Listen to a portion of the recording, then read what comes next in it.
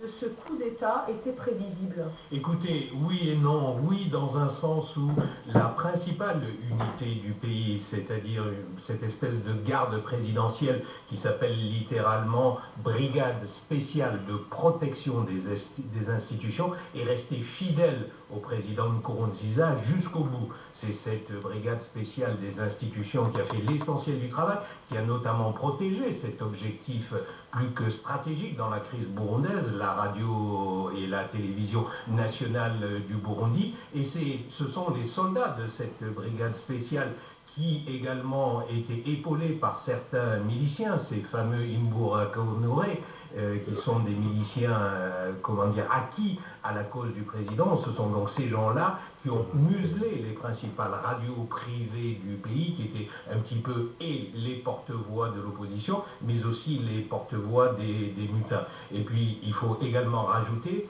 que les putschistes ont eu beaucoup de mal à arriver à prendre le contrôle d'un certain nombre d'objectifs stratégiques. Et si on fait un parallèle, par exemple, avec le précédent coup d'État, celui du Burkina Faso, au Burkina Faso, la garde présidentielle a très vite basculé dans le camp de la rue et des putschistes, alors qu'à Bujumbura, elle est restée fidèle et elle a fait la différence. Que va-t-il se passer maintenant, Jean-Karim? Parce que ce qui a déclenché toutes ces manifestations au Burundi, c'est l'éventualité d'un troisième mandat pour le président Nkurunziza. Comment va réagir la rue maintenant? Écoutez, les causes de la crise demeurent. Elles sont là.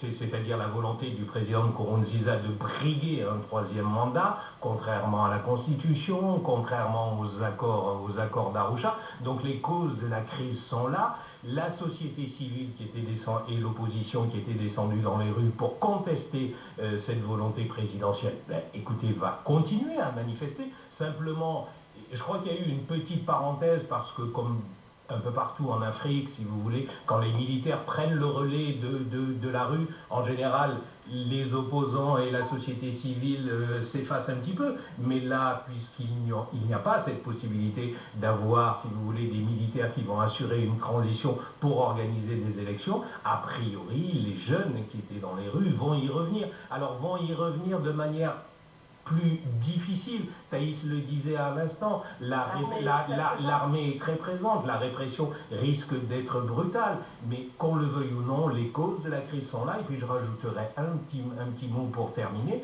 c'est que on parle effectivement de l'opposition, on parle de la société civile, mais à l'intérieur même du CNDD-FDD, c'est-à-dire le parti au pouvoir, dans la famille du président Nkurunziza, il commence à y avoir des tensions. Ce coup d'État a été mené par des gens qui appartiennent au premier cercle du président. Merci beaucoup pour cette analyse, Jean-Karim Fall. Je vous le répète, hein, ce matin, la situation semble un peu plus claire au Burundi. Le général Godefroid Niambare semble avoir fui la capitale.